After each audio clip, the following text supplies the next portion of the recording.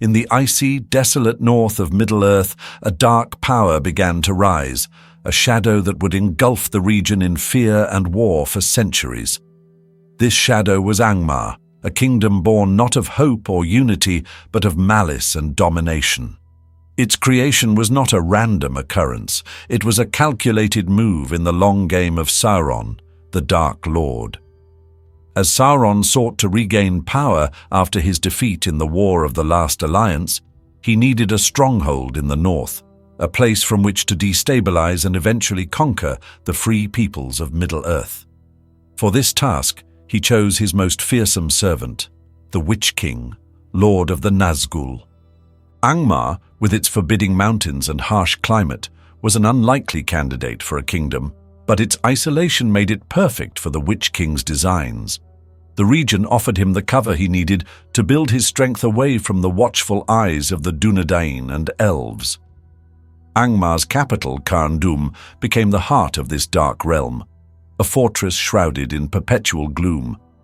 It was from here that the Witch-king would orchestrate a campaign of terror and conquest, one that would stretch over 6.5 centuries. The creation of Angmar was not merely about territorial gain, it was a strategic move to exploit the weaknesses of the northern kingdoms of men. The once great realm of Arnor, home to the Dunedain of the north, had fractured into 3 smaller kingdoms, Arthedain, Cardolan, and Rhudaur. This division left them vulnerable, and the Witch-king was quick to see an opportunity. He understood that a divided enemy is a weaker one, and his strategy would be to turn the fractured remnants of Arnor against each other.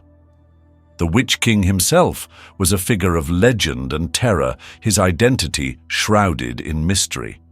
Before falling under the sway of Sauron, he was a great king of men, one of the most powerful and ambitious rulers of his time.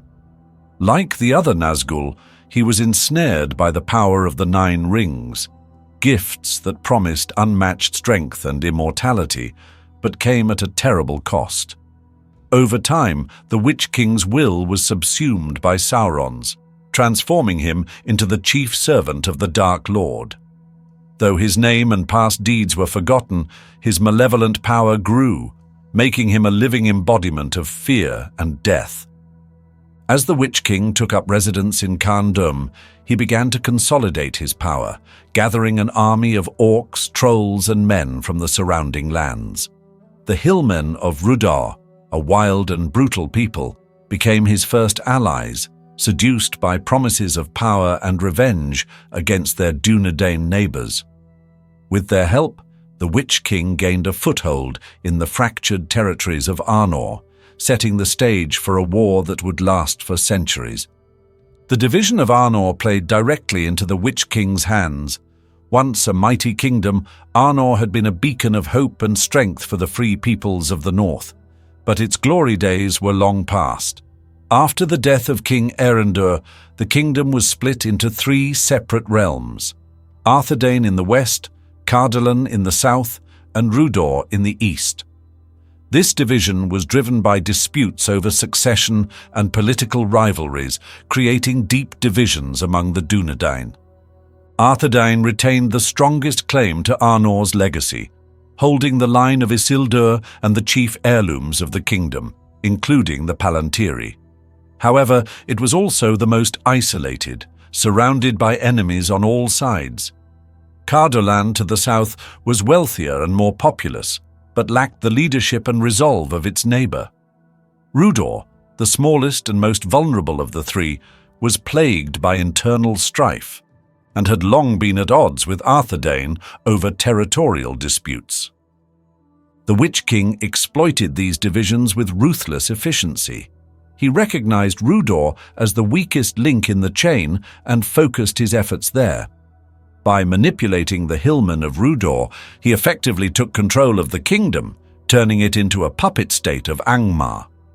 With Rhudaur under his influence, the Witch-king gained a strategic foothold in Arnor, from which he could launch attacks on Arthedain and Cardolan. The division of Arnor was not just a political failure, it was a moral and spiritual one. The Dunedain of the north had lost their unity, and with it, their strength. This fragmentation left them vulnerable to external threats, and the Witch King was more than willing to exploit their weaknesses. He used fear, betrayal, and brute force to sow discord among the kingdoms, ensuring that they could not unite against him. While Arthedain tried to rally its people and strengthen its defenses, it faced an uphill battle. The Witch King's forces were relentless, and the divided nature of Arnor meant that aid from Cardolan and Rhudaur was either delayed or non-existent. The once proud realm of Arnor was caught in a slow, grinding conflict, one where every victory seemed to come at an unbearable cost. The early years of the Angmar War were marked by skirmishes and border conflicts, but they set the tone for what was to come, a long and brutal war that would test the resolve of the free peoples of Middle-earth. As the Witch King tightened his grip on the north, the people of Arnor faced a grim reality. This was no ordinary warlord. This was the Lord of the Nazgul, a being of immense power and malice. His rise marked the beginning of an age of darkness for the north, one that would not end until the kingdom of Arnor was brought to its knees. Rhudaur was the weakest of the three splintered kingdoms of Arnor, and the Witch King knew it would be his key to gaining a foothold in the north. While Arthedain held on to its legacy and Cardolan struggled to maintain its independence, Rhudaur had already begun to fall into chaos.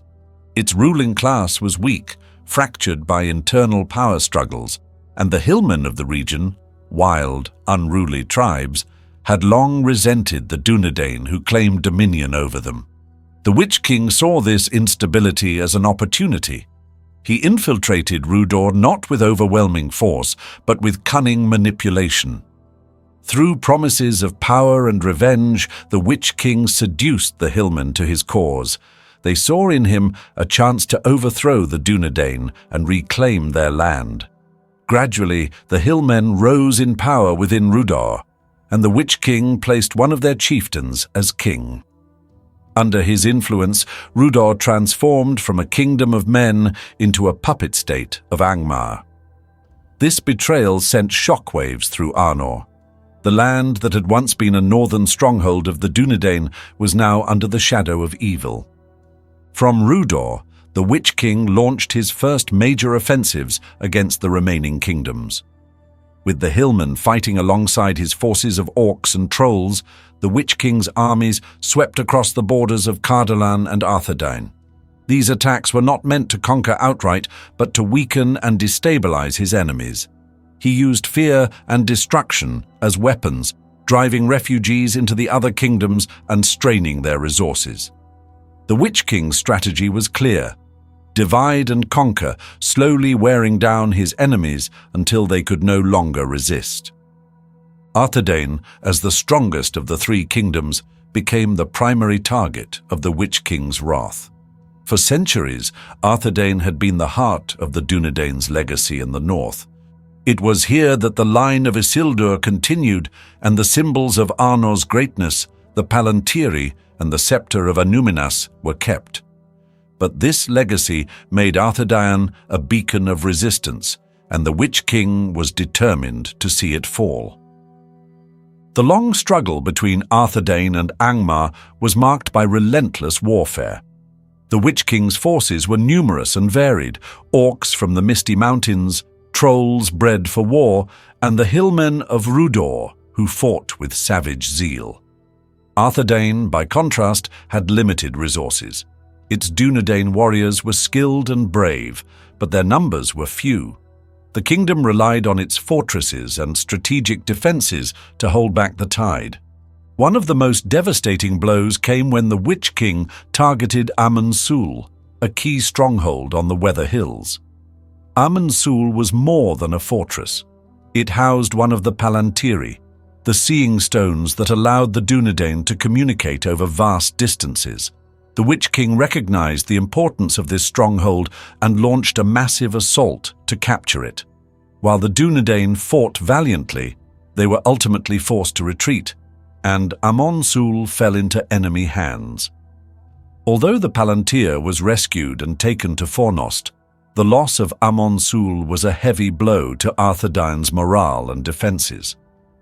As the war dragged on, the Witch King turned his attention to Fornost, the capital of Arthedain. Known as the City of Kings, Fornost was the last great bastion of the northern Dunedain. The Witch King's armies surrounded the city, laying siege to its walls. The defenders of Fornost were outnumbered and outmatched, but they held on, knowing that the fate of their kingdom depended on their resistance. The fall of Fornost was a turning point in the war. The Witch King's forces breached the city's defences, overwhelming its defenders.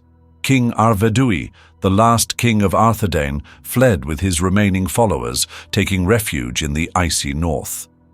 But even there, the Witch King pursued him relentlessly, ensuring that there would be no safe haven for the Dunedain.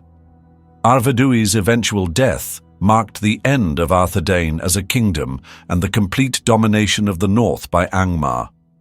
With Fornost in ruins and Arthedain defeated, the Witch King's victory seemed complete. The northern Dunedain were scattered, their once great kingdom reduced to little more than memories. The Witch King, now firmly entrenched in the north, turned his attention to consolidating his power. From Khan Dum, he ruled with an iron fist, his armies patrolling the lands and his shadow falling over all who dared to oppose him. But this victory came at a cost. The Witch King's dominance drew the attention of powerful forces beyond the north. The elves of Lindon and Rivendell, who had long observed the war from a distance, began to take action. And from the south came word that Gondor, the mightiest kingdom of men, was preparing to intervene.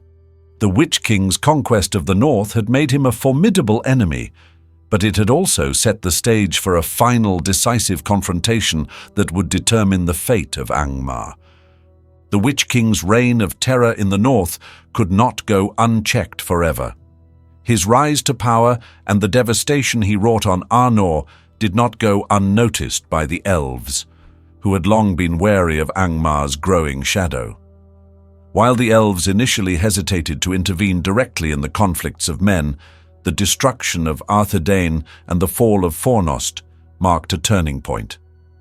The Witch King's power had grown too great to ignore. If left unchecked, his influence could spread far beyond the north, threatening the balance of Middle-earth itself. The elves of Lindon, led by Círdan the Shipwright, were the first to act. Lindon, situated along the western shores of Middle-earth, had long been a haven for the elves, and Círdan was one of the wisest and most steadfast leaders of his kind. Though he was more focused on aiding elves departing for the Undying Lands, Círdan recognized the danger posed by Angmar and the necessity of intervention. He began to muster the forces of Lindon, calling upon his people to march against the Witch King. At the same time, Elrond of Rivendell played a crucial role in organizing the resistance. Rivendell, hidden deep in the valley of Imladris, had always been a sanctuary and a center of wisdom. Elrond, one of the most powerful elves in Middle-earth, understood the larger stakes of the conflict. He reached out to other elven realms, including the remnants of the Noldor and the Sindar, urging them to unite against the growing darkness in the north. The elves' involvement was not without risk. Their numbers had dwindled over the centuries, and every life lost in battle would be a permanent loss for their race. Yet the stakes were too high to ignore. If the Witch King succeeded in consolidating his power, he could become an unstoppable force, potentially rivaling even Sauron in influence. With this in mind, the elves committed themselves fully to the fight, their armies marching north to join forces with the remnants of the Dunedain and the allies they could muster. The decisive moment came with the arrival of Gondor's forces. Though far removed from the struggles of Arnor, Gondor could not remain indifferent to the plight of their northern kin. Arnor, a prince of Gondor and a fierce warrior, led a great host of soldiers northward, answering the call for aid. Gondor's military might, combined with the wisdom and skill of the elves, formed a powerful alliance that the Witch King had not anticipated. The Battle of Fornost, also known as the Battle of the North Downs, was the climactic confrontation that marked the turning point of the Angmar War. The combined forces of elves, men, and the surviving Dunedain gathered under a single banner, marching on the Witch King's stronghold. The Witch King, confident in his power, brought forth his armies to meet them on the battlefield. His forces included vast legions of orcs, trolls, and hillmen, as well as creatures of darkness summoned from the depths of Angmar. The battle was one of the most intense and hard-fought conflicts in Middle-earth's history. The Witch King's forces were relentless, their sheer numbers threatening to overwhelm the alliance. Yet the unity of elves and men proved to be a formidable counter. The elves, with their unmatched skill in archery and swordsmanship, cut through the enemy lines with precision. Gondor's soldiers, heavily armored and disciplined, held the line against the brunt of the Witch King's assaults. Arnor himself played a pivotal role, leading charge after charge into the heart of the enemy's forces. His courage and determination inspired those around him, turning the tide of the battle in the alliance's favor. Elrond and Círdan, though not on the front lines, used their wisdom and foresight to direct the battle, ensuring that their forces struck where they were most needed. As the battle raged, the Witch King himself entered the fray. Mounted on a black steed and wielding a weapon of dread, he was a terrifying presence, striking fear into all who faced him. His power was immense, and even the bravest warriors struggled to stand against him. Yet the alliance was undeterred. Arnor, refusing to be cowed by the Witch King's presence, led a charge directly at him. Though the Witch King proved too powerful to defeat outright, this act of defiance marked a turning point, demonstrating that he was not invincible. The final moments of the battle were chaotic and brutal. The Witch King's forces, realizing they could not win, began to falter.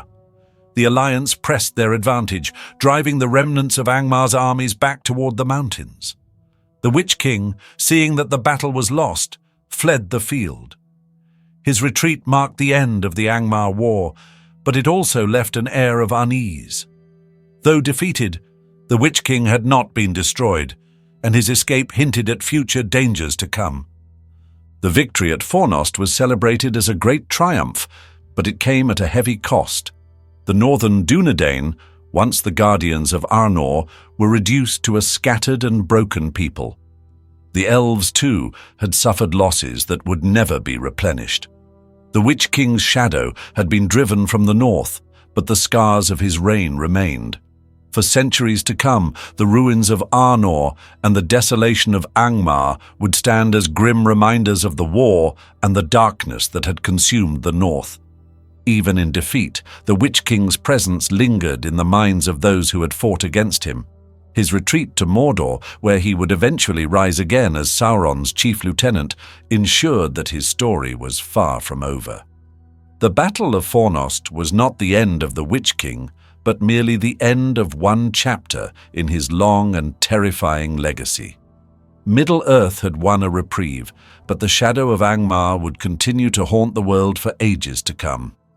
The Witch King's defeat at the Battle of Fornost was a monumental blow to Angmar's dominance, but it was not the end of the Witch King himself. As the alliance of elves, men, and Gondor celebrated their victory, the Witch King slipped away, retreating into the shadows with what remained of his power. His escape was not a simple act of survival, but a calculated withdrawal. He had been defeated in battle, but his spirit was far from broken, and his role as Sauron's most trusted servant ensured that his story was far from over. The Witch King's retreat was marked by chaos and destruction. The remnants of his army scattered, with many orcs and hillmen fleeing back to the inhospitable mountains of Angmar. Yet, even in defeat, the Witch King sowed fear. As he fled south, his presence left a lingering shadow, a palpable reminder of his malice. Villages and towns along his path were abandoned, their people too terrified to remain near the route of his retreat. The fear of the Witch King was so pervasive that even those who had not seen him in battle spoke of his aura of dread. His flight to Mordor was not without pursuit. Arnor, the Prince of Gondor, eager to finish the fight, led a contingent of warriors in an effort to track and destroy the Witch King before he could regroup. But the Witch King was cunning, using the dark lands of Middle-earth to his advantage.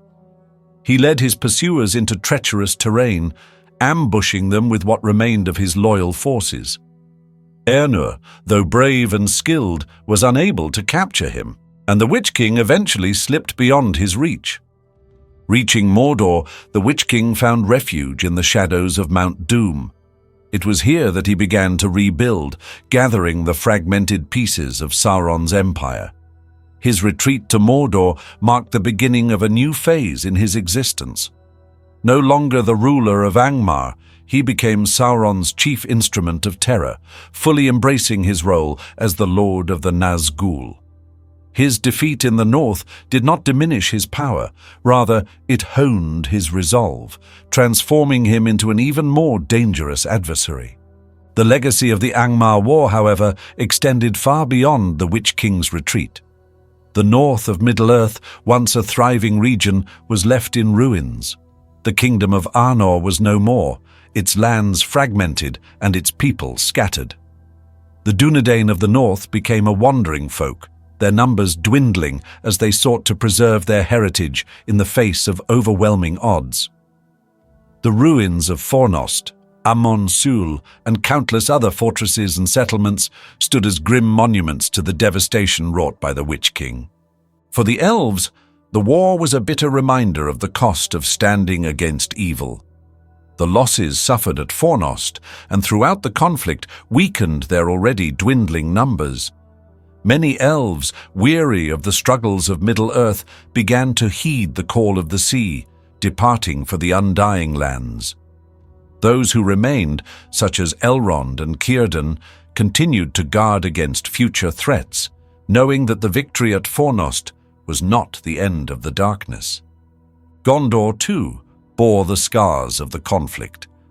Though Arnor and his forces had played a crucial role in defeating the Witch King, the war had stretched Gondor's resources and manpower. The experience served as a grim reminder of the interconnectedness of Middle-earth's peoples. Gondor's aid to the north had been vital, but it also left their own borders vulnerable to threats from the south and east. The Witch King's actions had ripple effects that extended far beyond Arnor, shaping the geopolitical landscape of Middle-earth for centuries to come.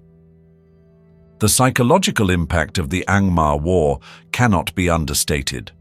The Witch King's ability to dominate and corrupt left a lasting impression on the people of Middle-earth. His manipulation of Rhudaur, his relentless assaults on Arthedain, and his eventual conquest of Fornost showcased the insidious nature of his power. Even in his absence, the fear he inspired lingered. Tales of the Witch King became legends, whispered warnings passed down through generations. His name became synonymous with terror, a reminder of the price of disunity and complacency. The destruction of Angmar did not bring peace to the north. The scars of war remained, both literal and metaphorical. The ruins of Arnor were left to crumble, and the lands that had once been home to the proud Dunedain became a desolate wilderness. The remnants of Angmar's forces continued to haunt the region, raiding villages and spreading fear. For the northern Dunedain, survival became their primary goal. They wandered the wilds as rangers, protecting what little remained of their heritage and keeping watch for signs of the Witch King's return. The Angmar War also set the stage for the events of the Lord of the Rings. The Witch King's defeat at Fornost marked a turning point in his story, but it was far from the end. His retreat to Mordor allowed him to regroup and prepare for the next phase of Sauron's plans. As the Lord of the Nazgul, he became the leader of the Ringwraiths, playing a central role in the pursuit of the One Ring and the war that followed. The lessons he learned during the Angmar War The importance of fear, the power of division, and the value of patience shaped his strategies in the War of the Ring. The Angmar War serves as a haunting reminder of the cyclical nature of evil in Tolkien's world. The Witch King's 675-year campaign demonstrated the devastating impact of unchecked ambition and disunity. Though he was ultimately defeated, his legacy endured, a shadow that loomed over Middle-earth for centuries. The ruins of the North, the scattered Dunedain, and the lingering fear of his name all speak to the lasting consequences of his reign.